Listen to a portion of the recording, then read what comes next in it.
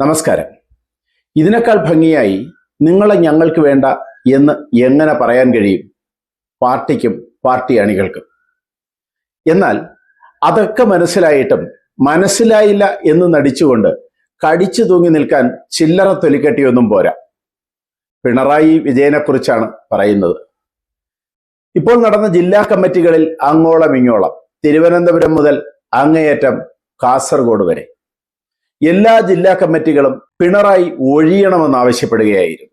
പക്ഷേ കണ്ടില്ല എന്ന് നടിച്ചു നിൽക്കുകയാണ് പിണറായി. സ്ഥാനാർത്ഥി നിർണയത്തിലുള്ള പാളിച്ച മാത്രമല്ല, പിണറായിയുടെ നേതൃത്വത്തിന്റെ ശൈലിയും തോൽവിക്ക് ആക്കം കൂട്ടി എന്ന് തന്നെയാണ് പാർട്ടി അണികൾ പറഞ്ഞു വയ്ക്കുന്നത്. എല്ലാ ജില്ലാ കമ്മിറ്റികൾക്കും ഒരേ അഭിപ്രായം. പിണറായി വിജയൻ ശൈലി മാറ്റണം എന്നല്ല, പിണറായി വിജയൻ മത്സരിക്കാൻ തന്നെ പാടില്ലായിരുന്നു എന്നാണ് കേന്ദ്ര കമ്മിറ്റിയുടെ വിലയിരുത്തൽ. എന്നാൽ തോൽവിയുടെ ഭാരം മുഴുവൻ ഒരാളിന്റെ തലയിൽ വെച്ച് കിട്ടുന്നത് കമ്മ്യൂണിസ്റ്റ് രീതിയല്ല എന്നും അങ്ങനെ ഒറ്റപ്പെടുത്തി ആക്രമിക്കുന്നത് ശരിയല്ല എന്നും മറുവാദവും ഉണ്ടായി. എന്നാലും കേന്ദ്ര കമ്മിറ്റി അംഗങ്ങൾ പിണറായി വിജയന് എതിര് തന്നെയായിരുന്നു. മാധ്യമങ്ങളെ ശത്രുപക്ഷത്ത് നിർത്തിയതും പാർട്ടി കേന്ദ്രങ്ങളിൽ പോലും വിമത പ്രശ്നമുണ്ടായതും ശരിയായ രീതിയിൽ വിലയിരുത്തപ്പെട്ടില്ല എന്നും കേന്ദ്ര കമ്മിറ്റിയിൽ വിമർശനമുണ്ടായി.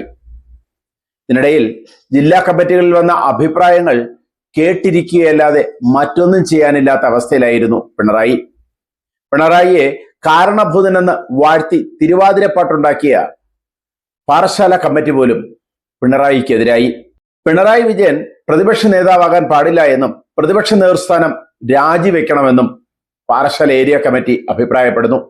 പാർട്ടിക്കാർക്ക് പോലും അസഹ്യമായ രീതിയിലാണ് പിണറായി വിജയന്റെ പ്രതികരണം പാർട്ടിക്കാരോടും മാധ്യമങ്ങളോടും പൊതുജനങ്ങളോടും. അതുകൊണ്ട് തന്നെ ഇനിയും നേതൃത്വ സ്ഥാനത്ത് തുടർന്നാൽ അത് അണികളുടെ കൊഴിഞ്ഞുപോക്കിനും പാർട്ടിയുടെ നാശത്തിനും കാരണമാകുമെന്ന് പാറശാല ഏരിയ കമ്മിറ്റി സാക്ഷ്യപ്പെടുത്തുന്നു.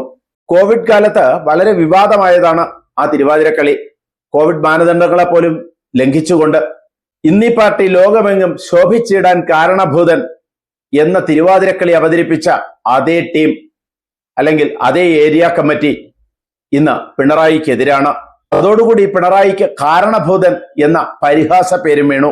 LDFനെ ഈ പതനത്തിൽ എത്തിച്ചതിന്റെ ഉത്തരവാദി പിണറായി വിജയനാണെന്നും അതിന്റെ ഉത്തരവാദിത്വത്തിൽ നിന്ന് ഒഴിഞ്ഞുമാറാൻ പിണറായിക്ക് കഴിയില്ല എന്നും ഒരംഗം പേരെടുത്ത് വിമർശിച്ചു. 10 വർഷത്തെ ഭരണം പാർട്ടിയും ജനങ്ങളും തമ്മിലുള്ള ആത്മബന്ധത്തെ, പാർട്ടിയും അംഗങ്ങളും തമ്മിലുള്ള ആത്മബന്ധത്തെ ഇല്ലാതാക്കിയെന്നും വിമർശനമുണ്ടായി. 21 അംഗ ഏരിയ കമ്മിറ്റിയിൽ ഭൂരിഭാഗം പേരും ഇന്നത്തെ നേതൃത്വത്തിന് എതിരായാണ് പ്രസംഗിച്ചത്. കുമ്പിച്ചൽ കടവ് പാലത്തിലെ ഉദ്ഘാടന വേദിയിൽ വെച്ച് സെൽഫി എടുക്കാൻ ആവശ്യപ്പെട്ട വനിതാ അംഗത്തോട് പരുഷമായി പെരുമാറിയതുൾപ്പെടെയുള്ള കാര്യങ്ങൾ ഏരിയ കമ്മിറ്റിയിൽ ചർച്ചയായി. ഈ രീതിയിൽ തുടർഭരണം പാർട്ടിയെ നശിപ്പിച്ചു എന്നും പാർട്ടിയിൽ ജനങ്ങൾക്കുള്ള മതിപ്പ് ഇല്ലാതാക്കിയെന്നും അംഗങ്ങൾ വിമർശിച്ചു. അങ്ങനെ ഏരിയ കമ്മിറ്റി മുതൽ ജില്ലാ കമ്മിറ്റി മുതൽ കേന്ദ്ര കമ്മിറ്റി വരെ വിമർശനങ്ങൾക്ക് പാത്രമായിരിക്കുകയാണ് പിണറായി വിജയൻ. ഒഴിഞ്ഞു പോണം എന്ന് മുഖത്ത് നോക്കി ആവശ്യപ്പെട്ടില്ല എന്നുള്ളതേ ഉള്ളൂ. എന്നാൽ അള്ളിപ്പിടിച്ചിരിക്കുകയാണ്. ഇത് പാർട്ടിക്കാരുടെ അഭിപ്രായമാണ്. ഇനി ഈ പാർട്ടി വളർന്നു വരണമെങ്കിൽ, അല്ലെങ്കിൽ ഈ പാർട്ടിയിൽ ജനങ്ങൾക്ക് വിശ്വാസമുണ്ടാകണമെങ്കിൽ പുതിയ നേതൃത്വം ഏറ്റെടുക്കേണ്ടി വരും എന്ന രീതിയിൽ തന്നെയാണ് ചർച്ചകൾ മുന്നോട്ട് പോകുന്നത്. എന്നാൽ രണ്ടാം നിര നേതൃത്വത്തെ വളരാൻ പിണറായി അനുവദിച്ചിരുന്നില്ല.